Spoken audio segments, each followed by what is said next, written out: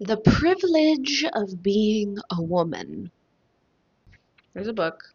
It's called The Privilege of Being a Woman, and I read it this past couple days because I was curious about what this was, if it was something that was actually useful to the wider population, and I've come to think that it's not really. So why am I talking about this today? Because I've been thinking about this a lot lately, especially as I've been coming to faith, questioning my faith, what that even means. I'm like trying to think about what my place is in the world as a woman, as a person. What is good about being a woman? Because we see it in these different books and these different texts, and it's like women. They'll say like women aren't inferior, but they're not superior, but they're also not as intellectual or logical or rational as men, so they can't hold spiritual leadership positions. And and I've been confused about this because I'm not a mother yet, and that seems to be the end all be all of what women should be in many of these scenarios or many of these places that discuss a women's place. I'm just curious about it all because I'm not a mother yet. So I'm like, and if I never become a mother, then what? Have I just not fulfilled my duty as a woman? Have I not done the right thing? Can I be something else? Or will I just never match up to a man because I'm not as logical, rational, intellectual, etc.? And so, yeah, I was curious about this privilege of being a woman because we hear it so often in the past however many years about like male privilege. They're the stronger sex. They get more opportunities. They all of these things that men seem to have above women. And so I was very curious when there was a book called The Privilege of Being a Woman. I'm like, okay, tell me what this is. What is it? And I love being a woman. I never wanted not to be a woman, but I've also never thought of myself as having some kind of privileged position in just being a woman. There's a lot of other things I'm very privileged about, but just being a woman, like I've never felt that I had immense privilege in that way. And so this book was written by a woman called Alice von Hildebrand, who, in looking into her, she's a Catholic. Well, I got that she was a Catholic the first 3 pages and looking at the cover. It's a really beautiful cover. But yeah, so I knew she was a Catholic going in. She also married her professor. I think his name is Friedrich von Hildebrand, and she had no kids, which I think is very interesting considering, and we'll get to it, her arguments as to why women are so privileged. And you know what? I don't know why she didn't have kids. I don't know if it was like fertility struggles or if it was a choice, because I know there are some women in history who have been staunchly like for women need to be in the home and be nurturers and have kids and all of this and traditional values, and yet they're out in the world speaking, doing masculine things, but they're like, no, no, no, it's different when I do it because this is actually my role as a nurturer. This is like just an extension of that, which makes no fucking sense to me, but that's neither here nor there. So Alice von Hildebrand claims that, first of all, she talks about feminism very early on, that feminism sees maternity as a burden to get rid of. And you know what? I kind of agree with her on this. In the fact that from the beginning of the feminist movement, which well, actually, I guess not the very beginning, we had Enlightenment philosophers who were already thinking about this, and then it really started with Mary Wollstonecraft, who wanted to make sure and ensure that women had education equal to men. And that just continued on and on. They wanted to be equal to men, have the same equal education, same opportunity. That's where it started, and then it went to voting, to the workplace, to all of these things, trying to have that same place in society as men, while kind of ignoring the fact that we're not men, that we are we have a different role in the sense of, biologically speaking, we have to gestate babies for 10 months at a time, give birth to them, recover from that, and then somebody has to watch these small, helpless life forms for at least the first 10 years of their life, which is being generous. But at least the first few years, they are completely reliant on the mother. At least for the first year, 2 years, 3 years, there is that is their place to be. And so we kind of ignore that entire fact in the for the sake of feminism, that women should have the same jobs, do the same things as men. And and in turn with that, yeah, they see maternity as a burden. We see it as something that we need to be rid of. And that's why, I mean, we have abortion, birth control, things like that. One little aside here as well, the female hormone cycle operates very differently from the male hormone cycle. You see, like, women are on a monthly calendar, right? Week by week, every week looks a little bit different. Energy levels are different, motivation is different, we're feeling different. Whereas men, they just wake up every day. It's like clockwork, 24 hours. They're resetting their testosterone. They're waking up and it's the exact same, other than illness. And so we look back in history and we do not discount women did work. Women always worked. But the work they were doing was congruent. It was helpful, it was useful with their own cycle. I mean, not always, but in intelligent societies we see this. And I believe feminism was created paving the road to hell with good intentions. I use that phrase very deliberately because women wanted to have a choice in reproduction and mating and all of that, and feminism was used as a way to gain freedom, to gain choice over their mating prospects, over reproduction. But now, but even at the time, it was essentially used by people like in power, like the Rothschilds, the Rockefellers. They funded the feminist movement so that they could create more tax-paying citizens, right? When women weren't working, there was an entire half of the population that wasn't paying taxes. So, in order to have more people pay them, they needed the women to work. So, it's completely within their best interest that everyone works. And now, there isn't even a choice. The idea of choice is completely elusive. We never had a choice because now it's nearly impossible for most families to live on one income because people are like, well, no one's saying that you can't be a housewife. That's true. But the thing is with that is no one really can. I mean, some people can if they're immensely privileged, but the choice isn't there anymore.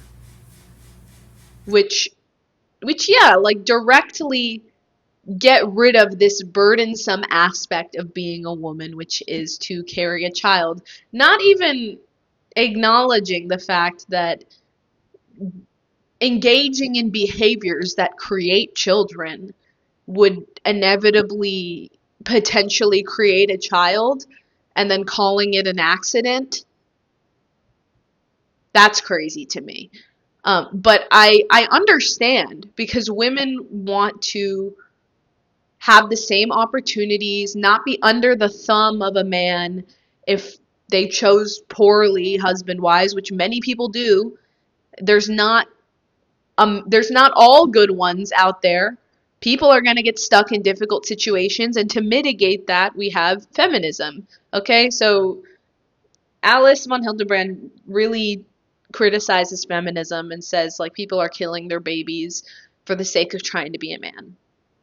And I also, there was an interesting claim by her that talked about how men achieve more, right? Like all like architecture, art, fields of science, and things like that mostly are attributed to men.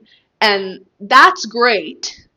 But ultimately, women create life, which is way cooler than anything a man could create in the outside world. That's like another one of her main claims about the privilege of being a woman, that like we have this innate ability to create life. We don't have to even, I mean, it's like not easy, obviously. It's dangerous.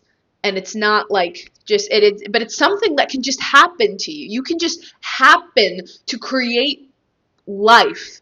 Whereas, like, building society, that takes a lot of forethought, rationale, intellect. Any person can get pregnant, but that's why women are privileged and women are special on a whole. This is her claim. Women are special and privileged on a whole because there's no merit necessary to create the most important thing, which is the sustaining of our species and more life. She talks a lot about in this book people criticizing women and how they put women down basically for being less intellectual, like different philosophers. Like she talked about Schopenhauer and his say, I forget what it's called, it's right here, but talks about then how women are forever children, that they never have to grow up because they have this innate ability basically. And also the same with Simone de Beauvoir, yeah, all of them are saying like women don't have to even do anything and they just have this thing, so that means that they're not special. If they're not individual because they can all do this thing. And so I agree that there are some privileges of being a woman, but her arguments are entirely based on the Bible and having faith, which I know is not going to resonate with everybody. And so that's why I was curious about this book. I didn't realize it was going to be entirely faith based. But basically, what she said was women were created last, so God was like, best for last, women. And because women are the weaker sex, they get to be protected by everyone. Like, women and children on the boats first. Oh, like the Titanic is going down. We need to get the women and children on the boats before any man. Okay? And this weakness also appeals to the pity of men. Like, men will pity them, and so they can influence men in that way. And in a sense, not control men, but yeah, manipulate men so that they don't have to do as much. Women don't have to do things because, first of all, they can innately just create life. They don't have to think about it, they just do it. And they also can manipulate men with tears, with appealing to their feelings, with being weak. All of these different things appeal to men who want to help and do well for them. This is the most interesting part to me. Maybe women, I'll grant it to her, maybe women are inferior intellectually. But, this is what she says, nevertheless, there are situations when the heart is right and reason has become derailed, fallen into cheap rationalism characterized by the stubborn refusal to admit that many great truths transcend reason. Rationalism is allergic to mysteries. Pascal must have had this in mind when he wrote, "The heart has its reasons that reason does not know of, and the last proceeding of reason is to recognize that there is an infinity of things which are beyond it. Finally, there is nothing so conformable to reason as this disavowal of reason." So it actually may not be an insult when people say that men are more intellectual, more rational. And trust me, I've been having this. The reason I read this book, picked it up, is because I've been having this argument, not even argument, this debate, trying to understand while I'm reading the Bible why women aren't allowed to teach. Why women can't be pastors, why they can't lead. And no one has given me a straight answer on this. other than, well, that's just what it says, and men are more rational and more logical, so they're the ones that speak to the public. They're the ones that speak to the public, and I'm sitting here like, but is rationality and logic the ultimate goal? Is that the ultimate thing that persuades a group of people? Right? Like if you're speaking at the top of the church, um, is just logic and rationality the thing that makes people Christian? No. And it even goes back to Aristotelian rhetoric, like the Aristotelian triad as it comes to rhetoric: logos, pathos, and ethos. Okay, we got logos, and I had somebody recently tell me, well, logos is the most important. And I'm like, well, that's not at all what Aristotle said. He said we need all of them. We need the story, and we need the emotional connection, and we need the logic. We need all of them. And so that's what I don't understand. And I'm still trying to work it out. If anybody else wants to discuss it, you can talk about it below. But this is what I'm trying to figure out here. So yeah. Women don't necessarily need reason because there are so many things. God itself, the Bible, having faith in general transcends reason. This is what I'm like, inferior, superior. I don't. The men and women should be equal, but I'm still there's still something not clicking to me about why logic is valued over this heart-centered approach, because female interests are centered on the human side of their lives, their family life, their relationships to those they love, their concern about health and welfare, their spiritual welfare of their children's souls if they're Christians. In other words, about human concerns.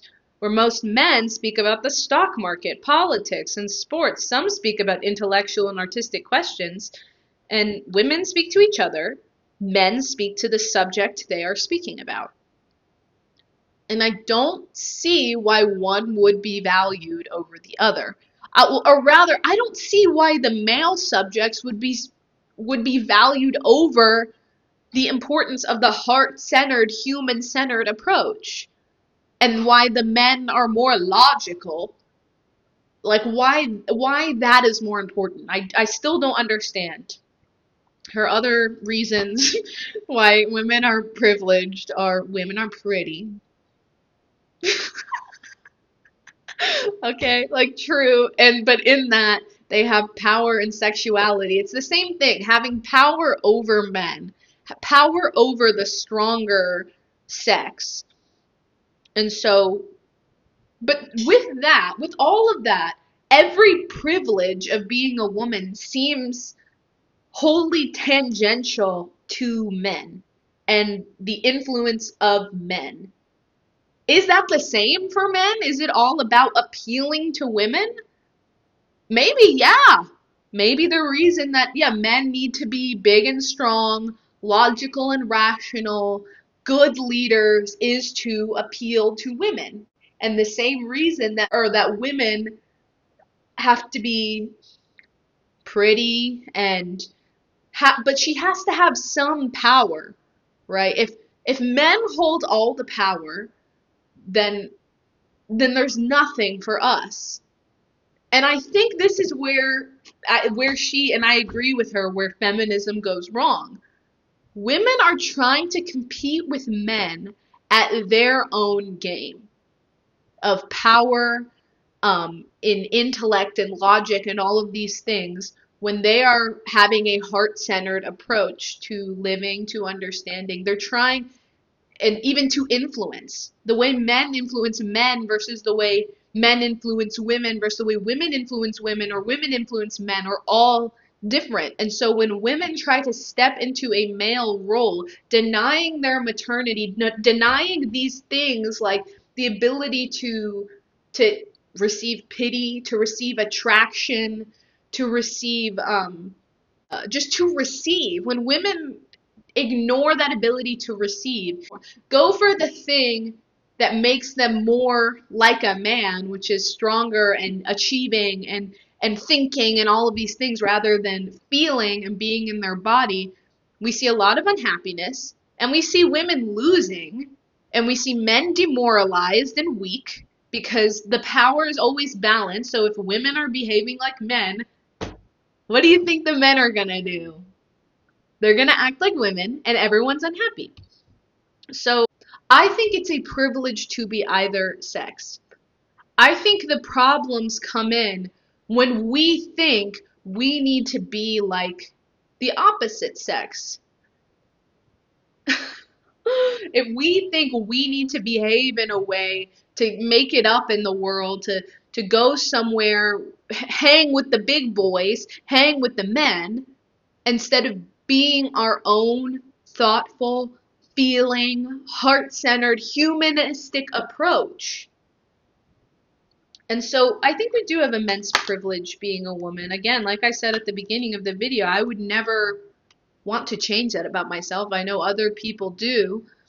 And that's part of why I'm making these kinds of videos, because I want people who are thinking about this to consider, like, am I running away from something because I think it'll be better on the other side? Like, do I think it would actually, like, men are way more privileged, so I want to be a man, or vice versa? Or is it something you truly believe in? Because each side, each gender, or each sex has their own unique privileges, their unique struggles. Like we at the beginning, yeah, men need to work, men need to figure it out, and women have extreme pain in childbirth, and women have to receive, women have to submit in a sense, and not in the submit like I'm gonna pray down to my husband, like okay, sure, like you do what you do in your relationship, but in the sense of like for a woman to become a mother, she has to submit both to God, to her partner who's going to care for her, and to the child inside of her, knowing that it's going to happen regardless. It's going to do what it's going to do. There's a lot of having to receive and submit and accept help that a lot of women don't want to do. They want to be a man. They want to go out and make the money and bring home the bacon and be and rise up to the top of the corporate ladder and all of these things. Then in the end, they're just unhappy. Anyway, that's my video for today. Let me know what you think down below. Like I said, I've been thinking about this topic, and I've been saying recently that I'm not letting not knowing exactly the truth stop me from speaking, stop me from making content, from asking questions, because I'm like, yeah, I don't know the truth. And so some people get angry and they're like, you said this wrong, you got this wrong, like da da da. Okay, does that make everything I say wrong? No. Like we can take it point by point even. I don't know everything. I'll admit it. Hey, I'll admit it. I don't know everything. I know everyone's very shocked, but I don't. So I like to hear what people say in a kind manner, as I think I'm being kind and respectful and sharing my thoughts on this. Um, but yeah, thank you so much for watching. If you liked it, like and subscribe. Follow me on Instagram, Renaissance Heroine, and I'll see you next week.